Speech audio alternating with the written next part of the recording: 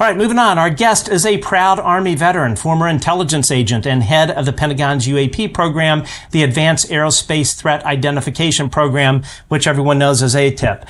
Here to discuss his new book and #1 New York Times bestseller, Imminent, and how UAP is a national security issue we should all be concerned about. Please welcome Lou Elizondo. Lou, thanks for joining us. How are you, sir?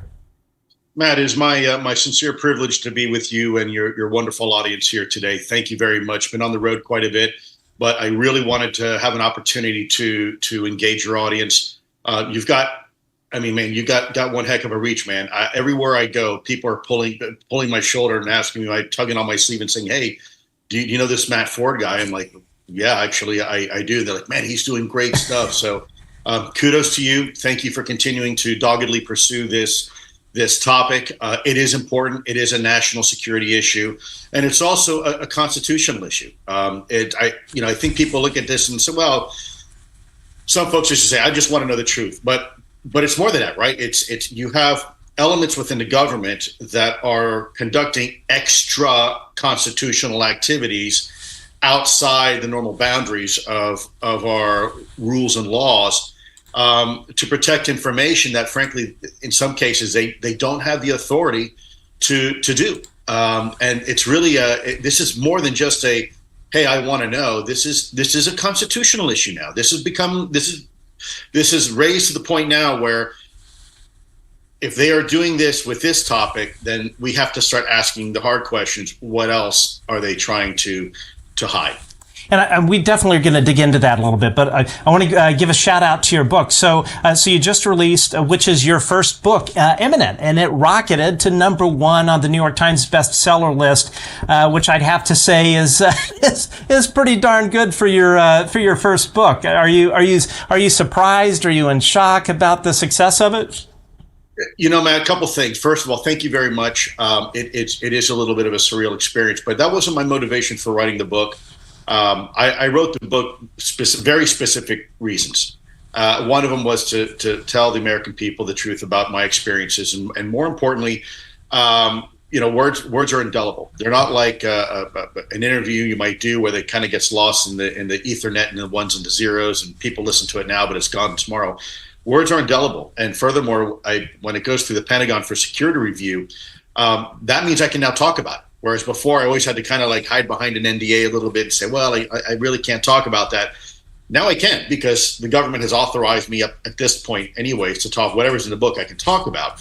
I never wrote the book for it to be a bestseller. I think that's an indicator of the appetite of the American people to know the truth. It's not that Lou Elizondo wrote a book. It's, hey, there's a book out there that is discussing a topic that's been hidden purposefully by certain elements in the government, and we want to know more, right? And so part of that credit is really your audience, people like you and the folks listening to your show right now who want to know the truth. They're tired of being lied to. They're tired of being deceived. They're tired of the games, and they want to know. And so, as much as I appreciate the credit, saying, "Oh my gosh, never wrote a book before, and now it's a New York Times bestseller," that's not because of my writing skills. I got to be completely honest with you. It's not because I happen to be a master poet in literary works.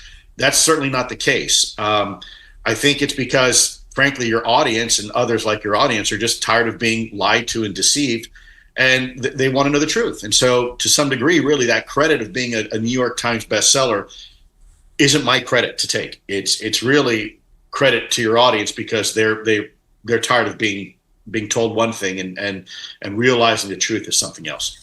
Yeah, they haven't. I would say they definitely have not been truthful about a lot of things. Burn pits. I mean, the list goes on and on. So let's really get right to it. So one thing I've never quite understood is, why is the government's position on UAP so confusing? So in one breath, they say they are real, but then in the other breath, you have former head of the Pentagon's UAP program, Dr. Sean Kirkpatrick, head of Aero, saying that there's nothing to see here.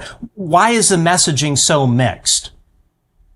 Well, that's a great question. And I think it has to do with the fact that the U.S. government is, first of all, it's really big. And it's also really fragmented. People think that the U.S. government is if you will, this monolithic enterprise, right, that we call the government. But in reality, the government is more like a confederation of different fiefdoms, whether it's Department of Energy, Department of Defense, and the intelligence community. They all have their own interests, and they all have their own authorities, and they all have. And look, this is the real reason why I got to just tell you why 9/11 happened. People say, well, 9/11 was caused by a bunch of terrorists. No, that was a result of 9/11. The cause was actually because we had information in the CIA, we had information in the FBI, we had information in the DOD, and we weren't sharing that information. And what happened is that now bad guys were allowed to do bad things. And so the government, unfortunately, does not share information and sometimes messaging with itself. And you have these competing agendas. And case in point, like you just highlighted, you have literally the former director of national intelligence, Ratcliffe, and even Clapper. You have a former director of CIA, Brennan. You have a former president of the United States, Obama, and a former president of the United States, Donald Trump, all saying, by the way, bipartisan, right? Exactly. All saying the same thing. And then you've got this underling somewhere deep down inside saying, nah, nothing to see here, folks. And oh, by the way, let's not forget this little statistic, right? The first report they come out, I think it was like the 90-day or 180-day report. They said, there's only 143, incidents that we couldn't figure out. We'll get to it in the next report. The next report comes out. Oh yeah, it looks like it's like 300 and some. The next report comes out. Oh, it's now 800, right? So we're beginning to realize that we're not resolving anything. We're actually realizing there's a lot more. And to highlight that, case in point is that when we began to actually adjust our radar systems to actually try to look for a UAP, what happens? We start finding Chinese spy balloons just wafting over the northern continental of the United States. And this is right on the heels of several in our government saying, no, we have complete aero domain awareness. We know everything that's flying in our skies. And oops, wait a minute. There's a few balloons up here maybe we should pay attention to. Right. Yeah, no, exactly. Now I understand, of course, that as you mentioned, that this is spread out over multiple nodes of government. How I understand it is that it's a combination of around 50 SES folks in conjunction with sort of kind of the equivalent in terms of executives in defense contractors. But it would seem that there is one person or one group that is somewhere in the government that is making the final decisions in terms of what goes out and what doesn't. Is that accurate? And who would that be? Or what position? Would it be, Undersecretary of Defense? Because as I understand it, it's the deputy level people in government that are the gatekeepers. Yeah, so there's actually there's two factions from my observations, and let me just preface my observations. I can't state this as fact. I can only say it based upon my own observations. There's two sub-factions that are trying to control the narrative. You have those individuals that have been associated with what is in the book referred to as a legacy program, a long-standing effort over the decades to try to figure out how these things work and possibly exploit that technology. And then you've got another group of people like you see now, the newer folks, like the former director of Aero, who was only there for a little while, trying to say, as of now, there's nothing to see here, folks. And so I think there's a loose level of coordination going on between the two. I don't think it's formalized. I don't think it's overly sophisticated. I think it's more of just of a head nod. Case in point, Aero had recently stated with the old previous director that they went everywhere throughout the entire government to try to, find anybody who had a program, and they found nothing. Well, the truth to that statement may be correct because they didn't go everywhere. Because I know personal individuals in organizations that came to me, they said, Lou, they never came by. They never asked us anything, and we could have given them some information. Then you have other folks coming telling me that they came by and they knocked on the door and they said, knock, knock, do you have any UFO stuff? And they looked at them and said, we're not letting you in here without the proper access. And they walked away, never came back. So there is that. And to me, that's probably more negligence than it is trying to purposeful obfuscation. It's, walking around with blinders on and saying, well, I don't see anything. Well, it's because you're walking around with blinders on. Right. Perfect. Right. And then you've got the other folks that are saying, hey, look, we actually have real investment, real capital in this topic. We have a long-standing emphasis in trying to figure this out. And we don't want to have the conversation yet for several reasons. One could be that criminal culpability. They are afraid that, look, we have lied to Congress, we have lied to the president, we have lied to the American people, and at some point, there's going to be an atonement for that.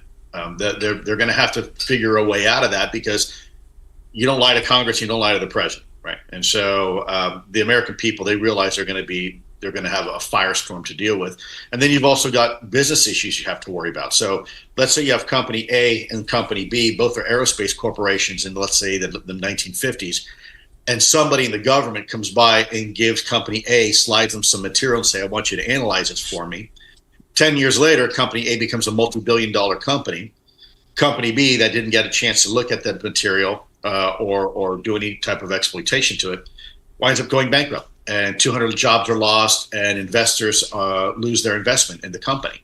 So there are fair trade practices within the U.S. government that you have to allow companies to vie fairly for a contract. And if you unfairly give advantage to one company over another, because let's say I'm someone in the Air Force or the CIA, and I want to give a sweetheart deal to company A, there's a problem with that. I mean, there's SEC violations involved with that could come back. There could be billions of dollars worth of liability there, and lawsuits. So it's a complicated ball of yarn. I can understand why some individuals are very nervous now to have this conversation. But I will also tell you, Matt, that there is a faction of people in the government that's to me, it's very how shall I say? I appreciate what they're trying to do. It's very encouraging, because there seems to be an equal number of individuals in our government right now and in our intelligence community that want to have the conversation to happen. They're like, look, we know it's real. We're tracking this stuff. We're seeing this stuff on a regular and continuing basis. We got access to the classified systems. This is dumb not to tell the American people the truth. The time has come. There may have been a reason during the Cold War not to have this conversation, but we're not in a Cold War anymore. And probably we should start having this conversation. Why? Because other countries are having it and we're not. And so I think over the last 7 years, we're beginning to see a shift in this conversation. You're seeing it in Congress. You're seeing it in the media. You're seeing it with the public zeitgeist. People want to know the truth. They're tired of being lied to. And absolutely. You just said it, right? You said, well, whether it's burn pits or it's Iran-Contra or it's Pentagon Papers or it's Afghanistan withdrawal or the use of Agent Orange, and all these other things that the government has time and time and time again, straight up to your face, lied, and then later on they get caught with their hand in the cookie jar. They say, "Oh, sorry, we won't do it again."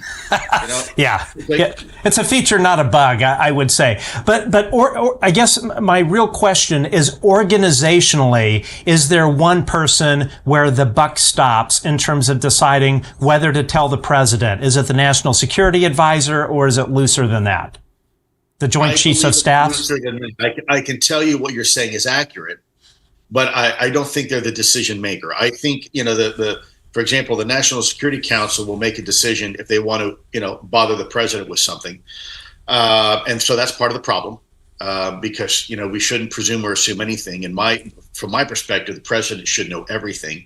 And historically, we know there have been presidents that have been briefed on this topic, like George Bush Sr., and then there's been presidents who haven't been briefed on it because they're considered temporary hires, right? Somebody who's going to be here for 4 years and then gone, no military, no intelligence experience. So why brief a politician on something at the end of the day if they can't really be trusted?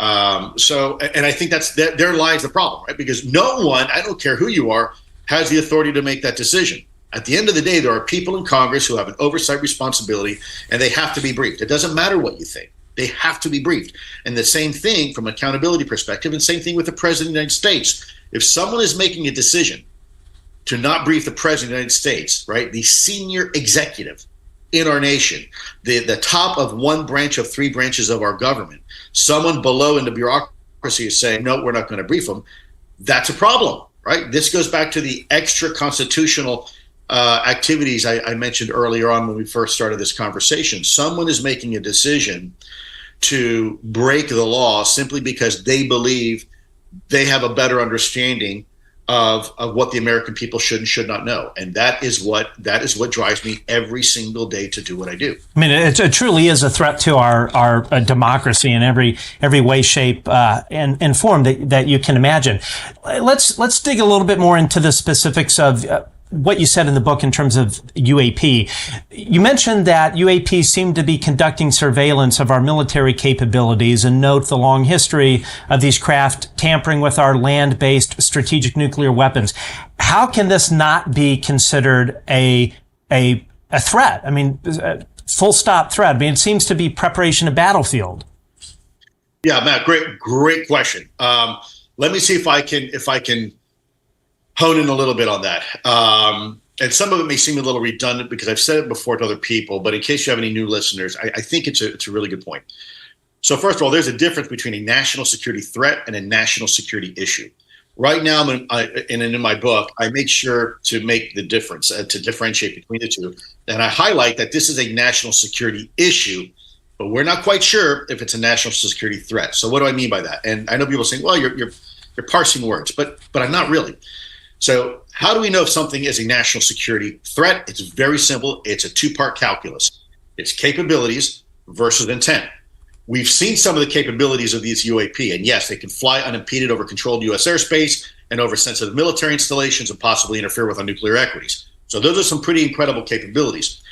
We have no idea the intent yet. We haven't a clue, right? So we don't know it's a threat. So to put this into my more common parlance, let me give you a quick analogy that I like to use, and I'm sure you've heard it over and over again, but if you have any new listeners, I think it helps drive the point home.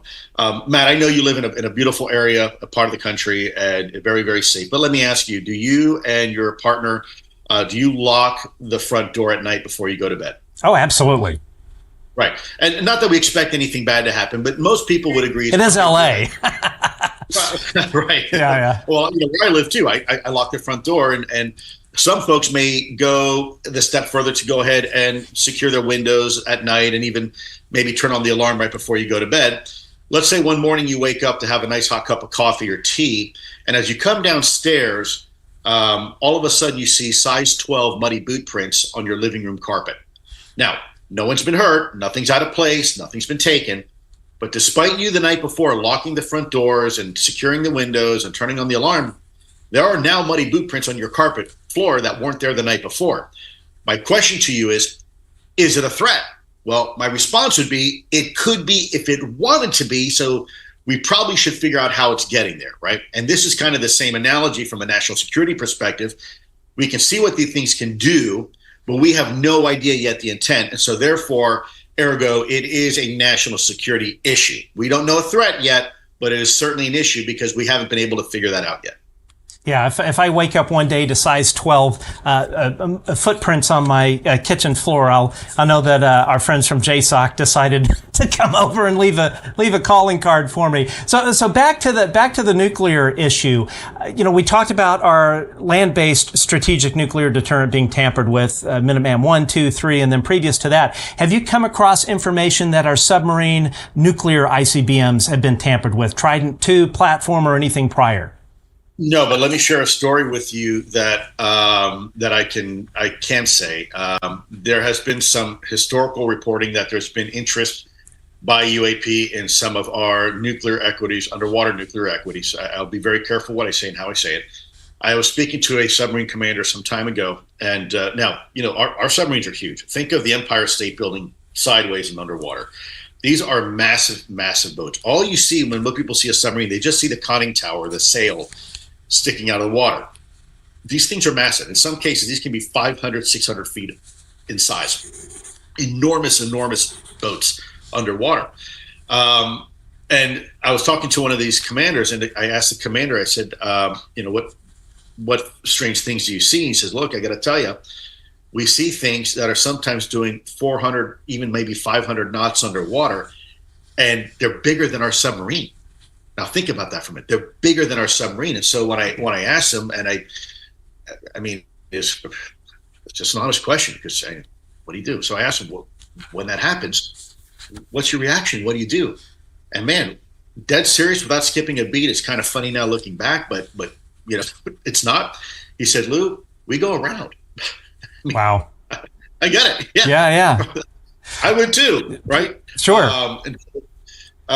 It's a problem, and we, our underwater equities are very sensitive. So I have to. It's unlike going back to a historical report in the '60s or the '70s about an ICBM. Yes, that's also very sensitive, but that's also 5 decades ago. Right. The issue that when it gets really sensitive, and we're talking about issues now, and this is why when you see new UFO reports and new UFO video that gets leaked from somebody in the military, the government takes that very seriously, because we have a lot of modern equities. We're doing a lot of things that we don't necessarily want to broadcast to our adversaries. And so that raises alarm bells internally within the government. So for that reason, anything that we're talking about that may involve our current capabilities, I have to be very careful. I can't really go into details with that.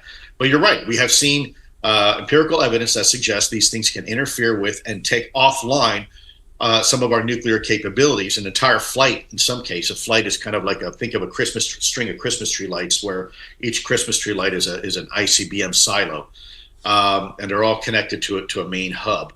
And in some cases, these UAP have been able to bring offline our nuclear strike capability, which is, by the way, part of our nuclear deterrence. Right. And if that is not scary enough, because some people will say, oh, well, maybe they're trying to demonstrate that we shouldn't use nuclear weapons.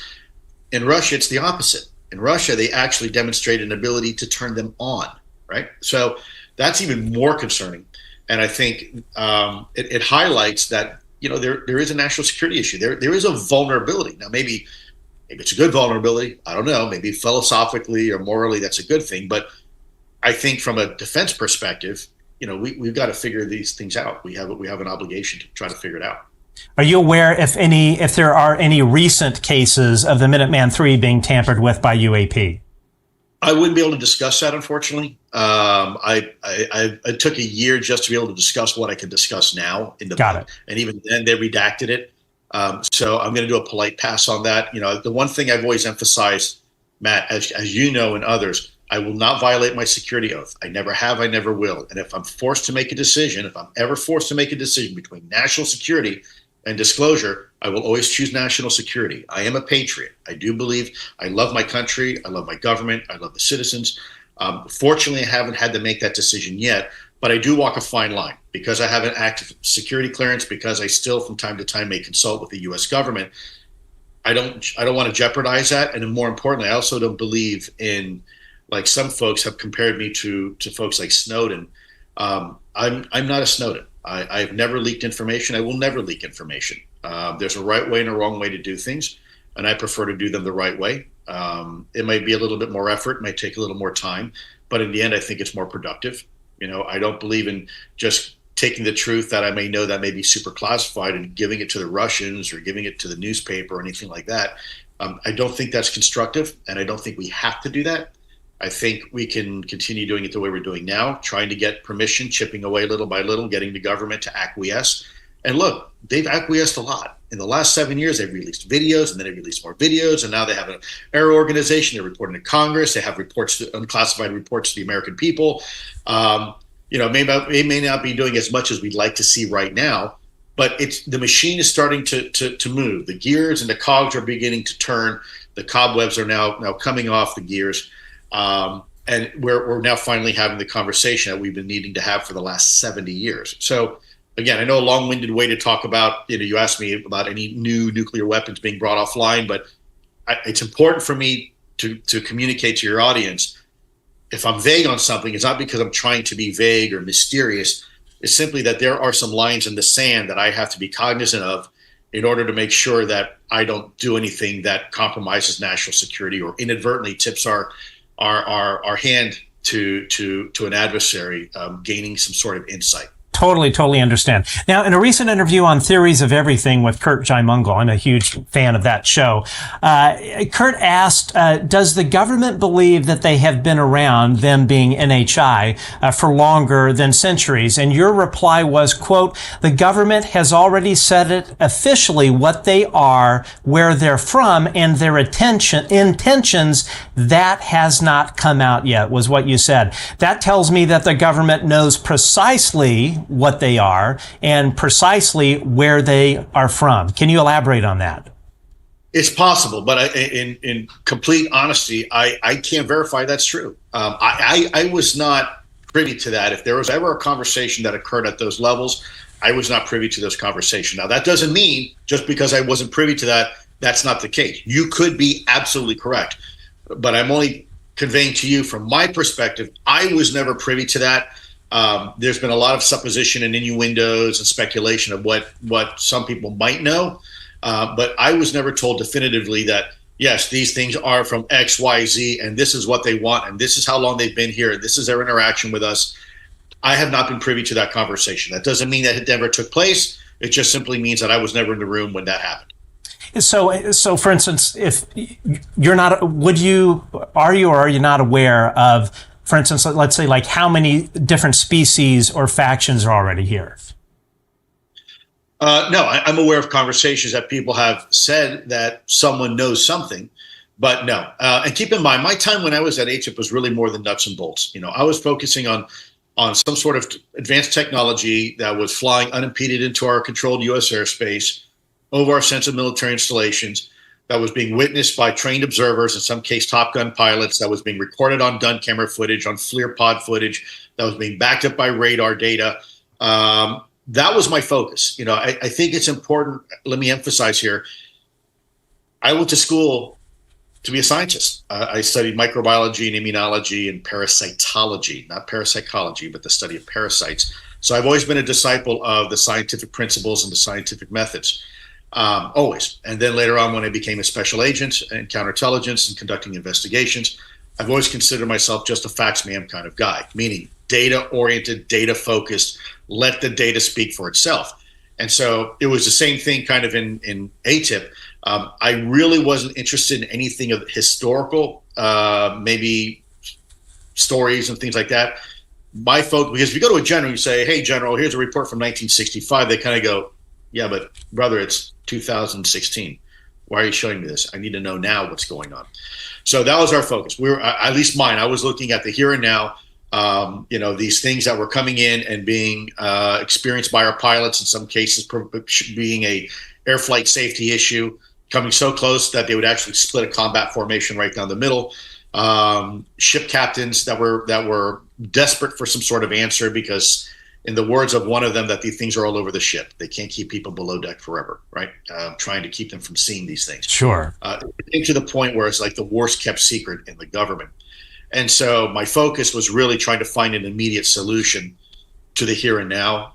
So some of the historical stories that people often kind of talk about, I really didn't spend a whole lot of time and attention on that, to be honest with you. I was more focused on the current and present situation. Got it. Now, in your book, you also refer to people being injured by UAP. Have people been hurt or killed in the recovery of crashed UAPs?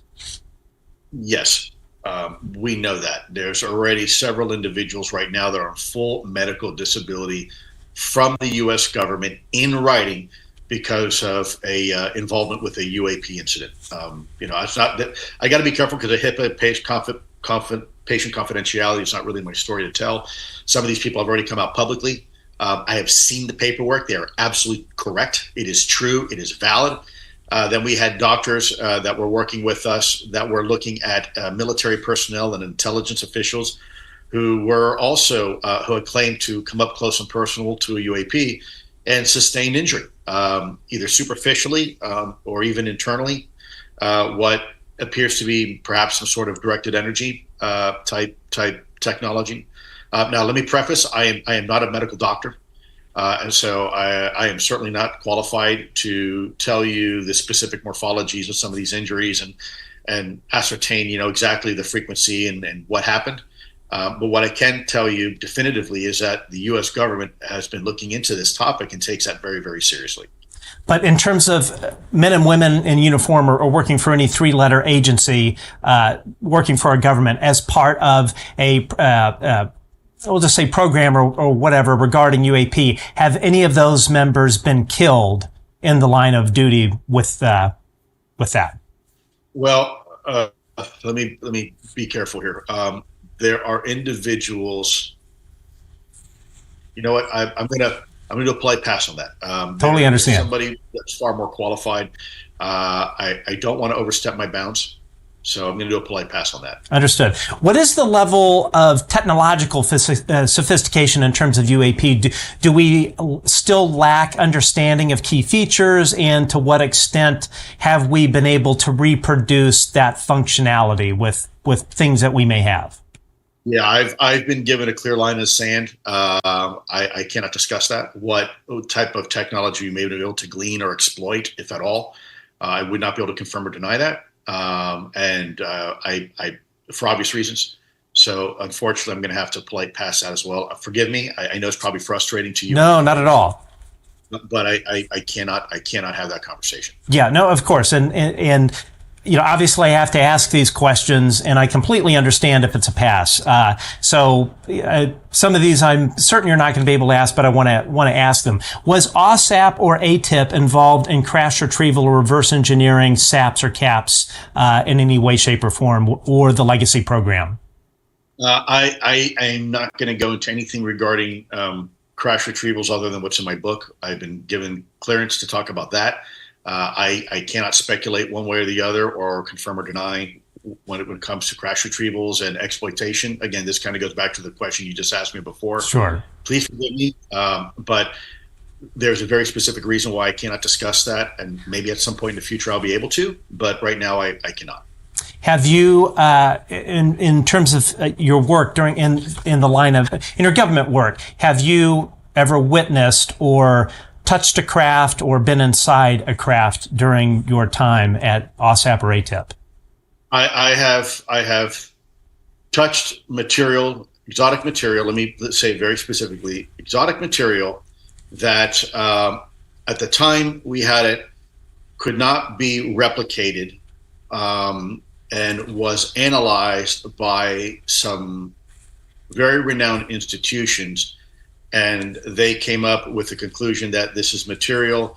They don't understand why it was made. They don't understand how it was made. And they conclusively said it was absolutely engineered. And there are very unique properties associated with that material that still remains in some cases a bit of a mystery. Understood. Have you ever viewed in person or photos or video of biological entities of non-human origin? Not of actual biological entities, biological samples that have been removed from another human being. I have seen that several times. One of those is in my book that I discuss a little bit, but there was others as well that I was privy to. Unfortunately, I cannot discuss those because I don't have permission to talk about those other incidents. Can you say, as part of your official work, have you ever personally viewed a craft of non-human origin in any type of facility? I would not be able to answer that question for you, unfortunately. Understood. I do not have permission to address that question. Totally understood, or understandable. Now, there have been some significant rumors of events regarding UAP that may occur within, like 10 years or so. I don't know if it's something coming or a natural disaster. You hear of something big coming down the pike. Have you heard of these claims? And if so, do you have any idea what it may be? Yes, I've heard of them. Yes, I'm aware of them, and I'm not able to have that conversation. Got it. It's not my conversation to have, but I am aware of it. In terms of Congress really being aware of it, we know, of course, we have allies such as Senator Gillibrand, Senator Schumer, Rubio, and others. But there seems to be a certain level of, I don't know if it's willful ignorance on Congress's part. I understand that the security classification guide for UAP is classified at the secret level, which members of Congress would have access to. My question to you is, if anyone in Congress were to request to view the security classification guide and the intelligence product that is classified at the secret level, would it answer the questions they may have in terms of whether this is really going on? Would they get to see sensor data, things of that nature? So let me reiterate the profoundness of the question you're asking me. On one hand, the government is saying, parts of the government saying nothing to see here. On the other hand, there is a written security classification guide covering UAPs. Catch my drift? Absolutely. You don't have a security classification guide unless something is real. Doesn't work that way.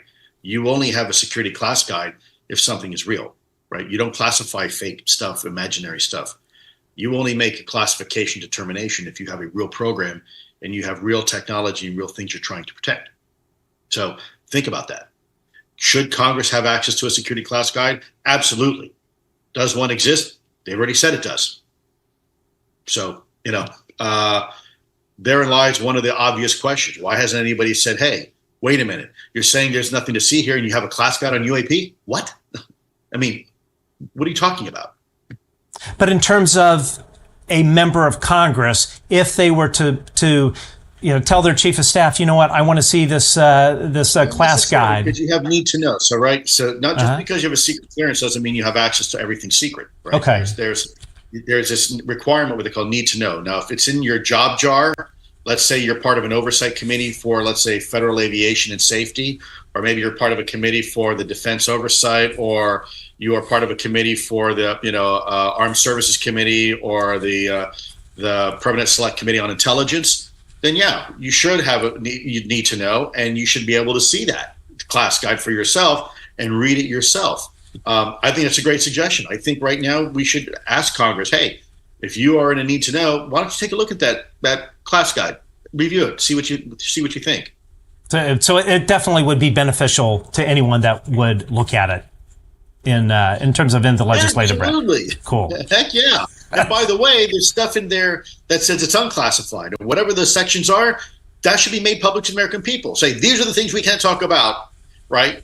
Regarding, if it's unclassified, you've got stuff that's classified. Okay, fine, we're not going to tell the American people. But the stuff that's unclassified, I would say, release that part of the security class guide that is unclassified in itself, so we all know what people can talk about. Exactly. It's pretty insane. So, as I mentioned, we have this UAP, Unidentified Anomalous Disclosure Act, Unidentified Anomalous Phenomena Disclosure Act of 2024, and as I've mentioned in the past couple of shows, it is not looking good. And that is why I'm encouraging all of the viewers at home to pick up the phone, call their lawmakers. If this legislation does not pass, how far will it set us back? Well, I don't know if it'll set us back, but it'll stall the plane. Okay. I'm not sure we can go backwards, but we won't go forward, and that's problematic.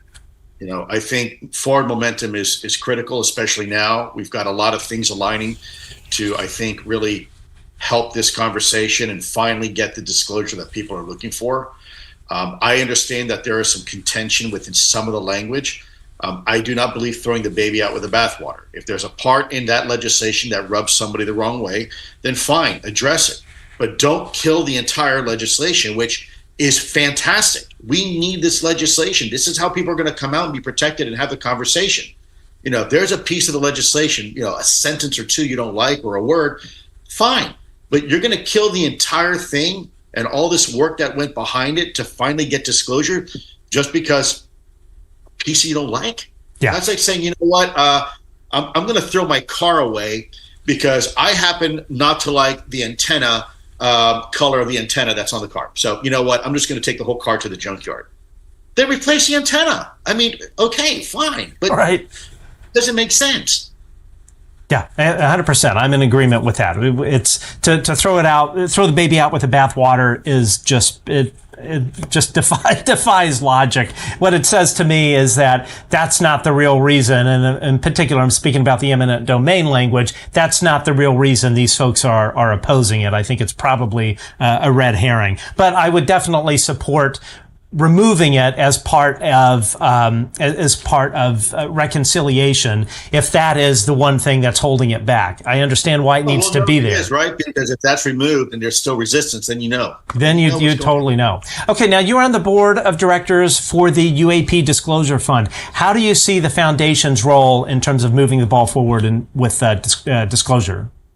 Well, I think it's vital. I think it's it's a way to advocate, to allow people to know that if you support disclosure for the UAP topic, that you will have support. You will have support in various different ways. Now, let me be clear here. As a member of the board on the UAP Disclosure Fund, I don't see a penny. I don't get paid anything. So I put a lot of work into it voluntarily, but I don't get anything out of it. But what we do get out of it are other people to potentially be protected who want to come out, and whether you're a whistleblower or you need a legal service done to protect you from retribution, that's worth it to me.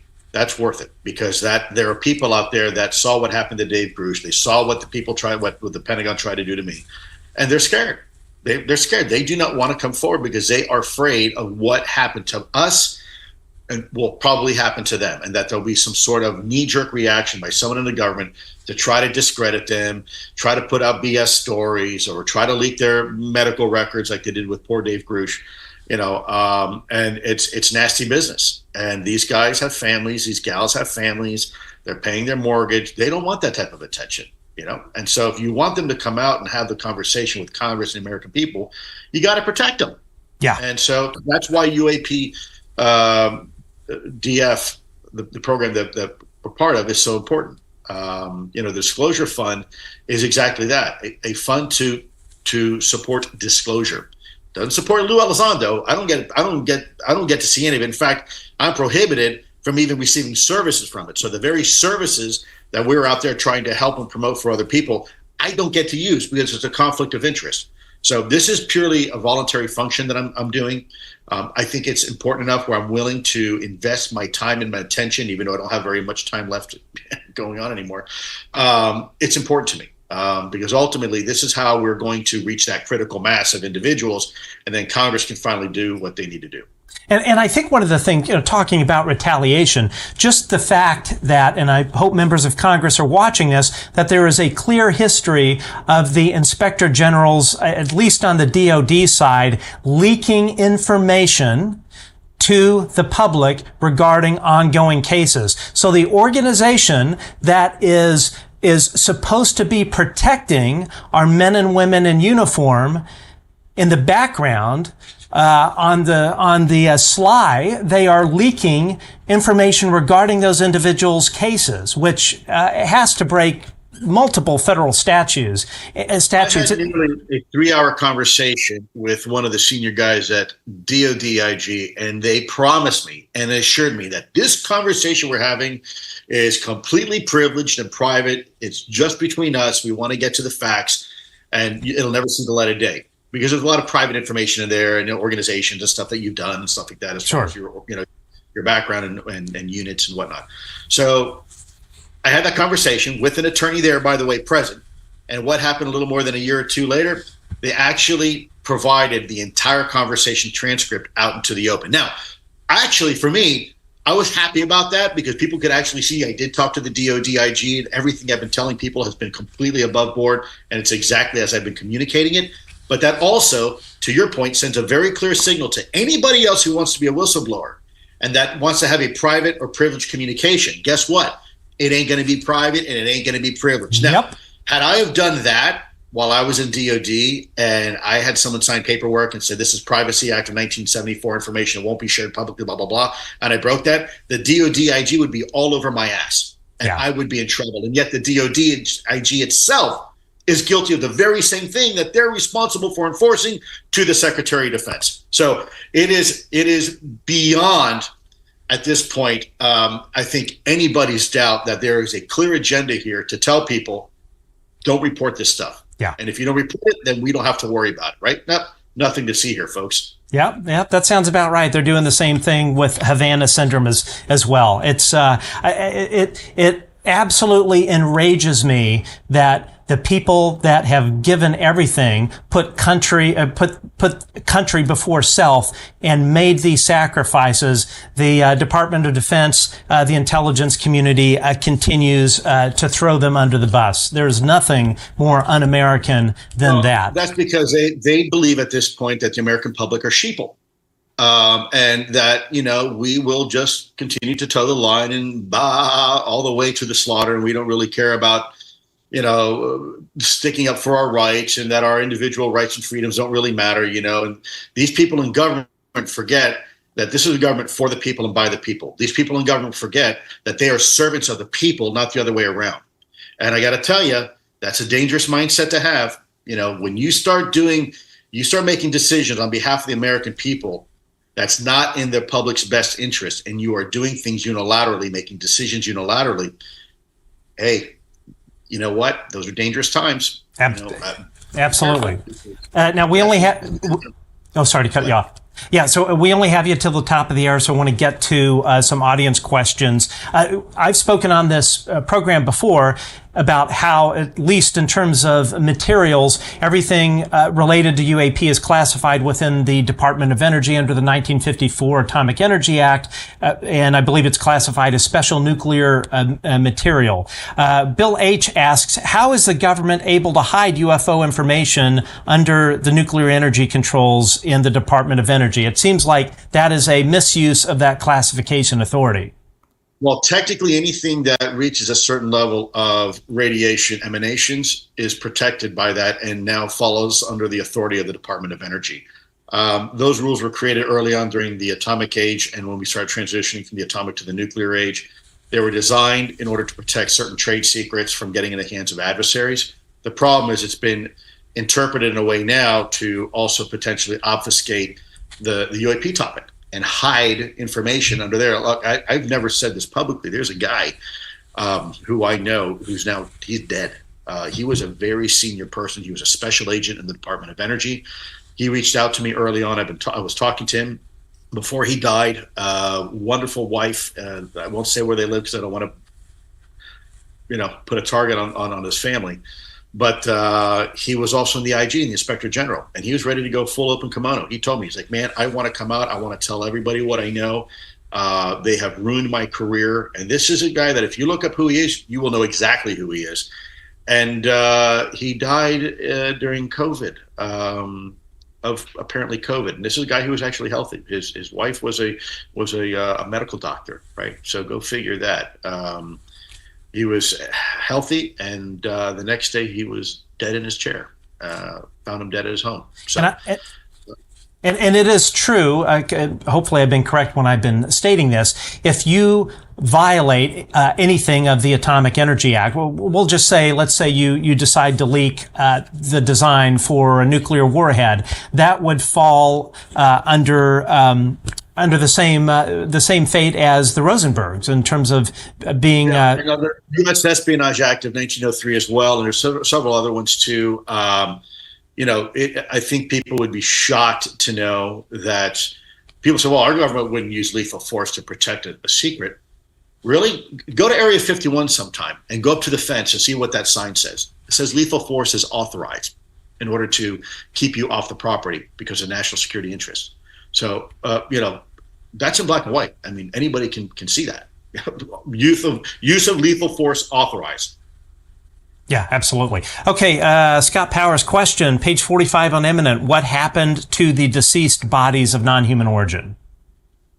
So they were taken to a secure military installation, which is not uncommon because so people need to understand that when the U.S. government or the Department of Defense gets involved in something, or the Army, they usually secure things at a military installation. Now, why is that? Well, because it's federal property. It doesn't belong to states and local authorities. They have no authority on these federal lands. And so what happens is you have the Army or Navy or whoever else is involved, Air Force, they will take and secure things on a federal installation because they can control the security, they can lock it down, and then they can decide to do what they want to do with it. So these bodies were brought into U.S. government control, and then from there, allegedly parsed out and studied. Got it. Question, let's see here, from JW. What insight do you have into how to divest private equity firms who have incorporated historical UAP data into their systems? Not sure that I understand that one. I think I do. So you have a private company in the past that actually is part of the defense industrial base that has now access to certain material, crash retrieval material. How do we get them to release it and admit that they have it for further benefit of our nation. I think, and if that's what he means, is this legislation would be very helpful for that. It would basically incentivize, hopefully, to some degree, for these organizations to release that information and even be potentially compensated for it. I'm not against that. Look, if these folks are just about making a profit, then fine. Okay, stroke them a check, give me my material back, and we'll start doing what we need to do with it. I'm not necessarily for punishing people. If it's, look, the mob used to say, if it costs you $20,000 to get someone killed, or whack somebody, or $10,000 to bribe them, even though you don't like them, better business model to bribe them. Pay the $10,000, you save money. Same thing kind of applies here. If it's better for us, more efficient for us, cheaper for us to just incentivize these folks to give up the material, I've got no problem doing that. Sure. JW Scott, thank you for the super chat. It's kind of a funny question, but ask Lou what happens when molten metal drips out of the UFO during fire season. I would say the forest probably goes boom. Yeah, well, let's hope it's not in California or Oregon, right? Because we know they're struggling with some challenges regarding fire. Exactly. But I think in seriousness, though, there has been some reports. It's been referred to by some as what they call angel hair. It's this molten material that is slewed off from the outside of the vehicle. I think more recently there is some speculation and some theories that the outer skin of the craft is likely ablative in nature or sacrificial.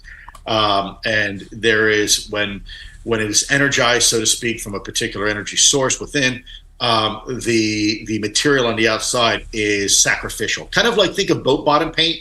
I'm here on the Chesapeake Bay, where they have a lot of boats are on the water, and you get barnacles and kind of this crud that accumulates on the bottom of the boats. Some paint is designed to be ablative, meaning there's layers of it, and as a barnacle grabs onto the bottom of the boat, over time the paint peels off with the barnacle, and so kind of that same principle has been hypothesized. Understood.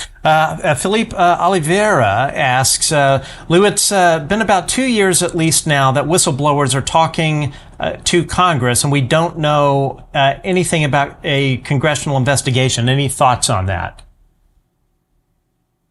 Well, I think there is. I think there's a lot of talk about having some more congressional hearings, both in the House and the Senate. Remember, folks, this is a marathon. It's not a sprint. And we've got all of tomorrow to do these. There is no, well, we have to do a hearing right now, we're not going to have one. If we don't have a hearing now, we'll have one next month. If we don't have one next month, we'll have the 1 month after that, and we'll have 1 year after that, and the years after that. This is not a one-trick pony. And I think the more that Congress begins to realize the validity of this topic and the reality that there's people who want to come out and have the conversation, the more they're going to be encouraged to say, okay, you know what, hell, if we have to do one of these every 6 months, we'll do it. Yeah. No, I think that's great. Shelley asks, did you get the hitchhiker event after visiting Skinwalker Ranch? If not, can you say what part of the paranormal you were studying? Thank you for your continued service. Thank you. Great question. First of all, let me caveat, I don't think it's paranormal. I think, today's science was yesterday's magic. I think there's a logical explanation for that hitchhiker effect, or what I was told by Jim Lukatsky as being a sticky portfolio. I think it's based in science. I think there's probably a very logical explanation for it as it relates to the UAP phenomenon. I don't know for sure, though. So what I can tell you is that here are the facts. And at the end of the day, could it have been ball lightning? Could it be St. Elmo's fire? Could it be faulty wiring that's now ionizing the air and creating a plasma? All those are possible. They're absolutely possible. But here's what I do know. These were witnessed by myself, and they were witnessed by my family, and in some cases by our neighbors. We began to experience it as I got involved in the ATIP program, and they stopped when I left the ATIP program. And oh, by the way, other individuals who are part of the ATIP program and OSAP program also experienced similar events, and even more events and other events, different events, while they were associated with these programs. That I can say definitively. Now, what these were they UAP reconnaissance? Was it a natural phenomenon? Was it an atmospheric aberration?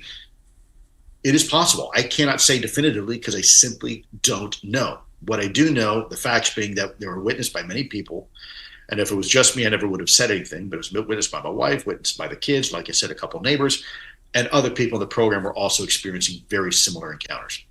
Understood. Here's a question from Anomaly Files. Do you know if any firsthand witnesses would testify without going to Dopser, which obviously Dopser is not needed to testify, but have you been asked to testify to Congress, and would you? Yes and yes, absolutely. Have you, another good question, have you noticed that Dopser has slowed down in terms of their responsiveness with UAP-related publications? I know it took an inordinate amount of time, it seems, for your publication to receive approval. Have you heard of other people that may be working on similar books? They are encountering these same sort of kind of an uphill climb. I can't speak for anybody else other than myself, and I can tell you that Dave Grush has also been very frustrated by the process, but he has submitted quite a few things. I plan to submit some more things here very soon because I want to have a more open conversation, better dialogue with the American people on this topic. I will tell you in Dopser's defense, to me, they've actually been pretty responsive, even though it took them a long time. They were always coordinating with me. They weren't blowing me off. There was a couple individuals there that actually I respect a lot, that I think truly are trying to do their job the best they can and as quickly as possible. I've never sent a request to Dopser that they ignored. They've always come back to me. It might take them a little while to do it. They're very busy, but they've always come back to me. So I want to be careful not to villainize them, because there's a lot of folks in that organization that I think are really trying to do the right thing, whether it's for UAP, advocacy and disclosure or anything else. I'm not going to say their names because I don't want to get them in any kind of trouble. But my experience with Dopser, unlike the Public Affairs Office, completely different scenario there. And the in-house Pentagon in-house bullshit factory, I like to call it. Yeah, it should be called the Pentagon Propaganda Office at this point. Yeah, that's a dereliction of duty in my mind. Those guys all need to be fired and put out. But as far as and some unceremoniously walked out of the building. But Dopser's been a different experience for me. Good. They've got a tough job, and they've got to find out who all the original classification authorities are, who are all the information owners, and then try to get approval and try to negotiate that. And a lot of times the organizations say, no, we will not release it. And then Dopser's got to come back and actually fight on your behalf and say, look, actually, you can't say no just because you don't like the information. That's it. You can only say no if it's classified. Which, as you can see in my book, there's still portions in there they didn't want people to see, but a lot of it was released, and so I'm pretty grateful for that. If you have a few more minutes, I know we have you till 11. I've got one or two more questions. If you're good, this is a really good one from Flap Around FPV. Ask Lou if everyone in the know has been bargaining and positioning themselves to benefit financially in the future, and whether that is hindering the process. Oh my gosh. I can't speak for anybody else. Forgive me. My daughter's dog is over here barking right now. So as you hear that, I know I'm on live right now. So forgive your audience out there. Please forgive me for this. I can't control him. He's a feisty little German Shepherd and gets excited sometimes. Look, I can't speak for anybody else. I know certainly from my perspective, I'm not. I went through hell to get to where we are today. My wife and I lived in a trailer and had to literally dig our own septic. So if someone's trying to profit from this, shame on you, because this is not about profiting. This is about telling the truth. You want to profit, go be a banker, go be a lawyer, go do something like that, but don't do this. Have there been people though that try to? Sure. There's people right now. If you go out on social media, you'll see there's people out there, trying to charge you $10,000 for a UFO encounter, and then, later on gets found throwing flares out of an airplane, so yeah, there's a lot of, people out there that don't really have very good scruples. Totally understandable. Last question for you.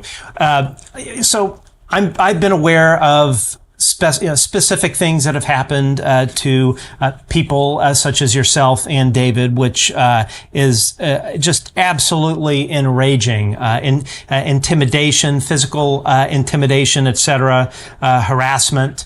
This question comes from ASHZILLA. What organization is personally behind these attacks, threatening individuals such as yourself and David Grush? Are these security contractors working for aerospace companies? Are these CIA cutouts? Are these JSOC operators? Who is behind the kinetic threats? I'm not going to answer that, and it's not because I don't want to. I do, but I think that story will be told in the future. That's not my story to tell, but it's a great question. And you're right. We have been intimidated. We've had threats. We've had people threaten to do all sorts of things. And in some cases, some people have suffered some very severe consequences. But at the risk of, exposing something prematurely, I want this to go through the right way, maybe through law enforcement channels, and maybe congressional channels. I don't think this would be an appropriate means to do that. I don't want to have that conversation publicly until the proper authorities are involved. Understood. Well, Lou, thank you so much. Well, firstly, I should have said this at the beginning of the show, but I can't thank you enough for your service to this country, to democracy, to freedom. I cannot think of an individual that has exemplified country before self, and the sacrifice that you and your family have gone through, the sacrifices that you and your family continue to go through, especially the really pretty sick attacks that we see a lot of these folks level at you. It's just tragic, but you are an example. If I had kids, which I don't, I would say I would want my kid to grow up to be like Lou Elizondo, who understands what it means to serve country. Well, Matt, thank you very much. But really, a lot of that thanks goes out to you and your audience. I do this because of you. I do this because of your audience. I do it because it's the right thing to do. And I know the people in your audience, if in my position, would do the same thing. This is a team effort. We are all doing this together, and we are only succeeding together. I am not, as much as some people may want to say I'm the face of disclosure, I'm not. You know who is? It's people like you and your audience. I'm just one person. It's you are the tidal wave. You all are the tsunami that is making the difference. I may be a ripple in the water, but it's been magnified 1,000-fold because of the army of individuals that we have, making this a reality, making this cause something that has now become a national priority, maybe even a global priority. So thank you for that compliment, but let me turn it right back around and say, if you really want to know why we're succeeding, you all need to look in the mirror. Excellent. Well, thank you. Well, Lou, this has been great. And folks, Lou Elizondo's excellent book, Eminent, can be found at your favorite bookseller. Lou, best of luck. Stay safe as always. Look forward to seeing you hopefully sometime soon. And so glad you were here. This has been a dream of mine to have you on the show. I very much appreciate that and look forward to having you back. Absolutely, anytime, and thank you, Matt, very much. And forgive me, like I said, for the pup. It's okay. It's time to go for a walk. So, thank you very much. Awesome. All right, very good, Lou Elizondo, ladies and gentlemen. All right, well, that was just fantastic. Of course, Lou's time was limited. He's got a million different media engagements that he's dealing with. So, of course, we're very, very thankful that he made the time to join us today. I know we were not able to get to almost all of the audience questions. There were just absolutely a large amount. But I think really what he had to say was important. And for all of the folks in Congress and staffers that are watching the show, I really would invite you to rewind this show and listen to what Lou had to say regarding the Inspector General's office. If you have an Inspector General's office, either in the DOD IG or the ICIG, whose purpose is to guard against government malfeasance and illegal government activity, when that very office shows signs of abject corruption. And I cannot think of a better example of corruption in an inspector general's office than an inspector general's office who is saying to whistleblowers, come on in, come talk to us, tell us what you know.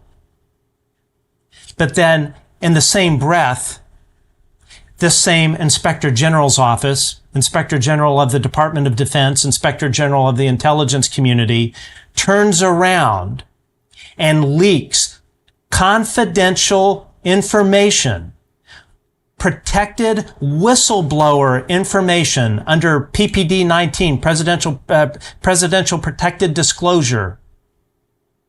When that organization, the Inspector General, goes and leaks that to the press, members of Congress, I cannot think of a better example of illegal activity and an organization that is doing everything contrary to what the Constitution of the United States says than the Inspector General's office. Now, why is the Inspector Generals, I say generals because you have DODIG, you have ICIG. Why are they doing that? Why are the Inspector Generals who are receiving classified briefings, confidential information? It would be like going to the FBI or local law enforcement, telling them something that is not supposed to leak, and then they turn around and they leak it. So why are they doing that? The reason that they are doing it is that they are sending a message to whistleblowers. The message is that if you come, so DODIG, ICIG is saying, you know what? Oh, guys, come on in and tell us what you know. We're going to get to the bottom of this government corruption. That's what they're saying publicly. But what they are really saying when they go and the inspector generals illegally leak information regarding ongoing cases with government workers, government officials, what they're really doing, why they are doing that, is they are sending a message. Lou spoke about that. The message to whistleblowers who are paying attention to what the inspectors generals are doing, the message to them, the subtext they are sending, is that if you go and you file a PPD 19 with the inspectors generals, either IC or DOD, we're going to leak your information to the public. Our conversations that we are having in confidence, probably in a skiff, we're going to leak those to the public. So the message to these whistleblowers from the inspectors generals is, we don't really want you to come in and tell us a damn thing. That is what they are up to. So for all of you in Congress, our lawmakers, the people that we sent to legislate and have oversight, constitutionally mandated oversight of the executive branch, you guys have to look into that. Because if you have a corrupt justice system within the Pentagon, within the Department of Defense, and a corrupt justice system within the intelligence community, by this I mean the DODIG and the ICIG, then there are no guardrails. There are no guardrails for illegal activity, which we know highly illegal activity has been conducted by the CIA, by the intelligence community, by the Department of Defense. So that organization, the DOD, IG, ICIG, that is supposed to protect against that, it's a farce. It's a shill. It's like a not a Ponzi scheme, but you know, the thing where they hide the people that do the street betting thing and hide things under shells. That's exactly what they are doing.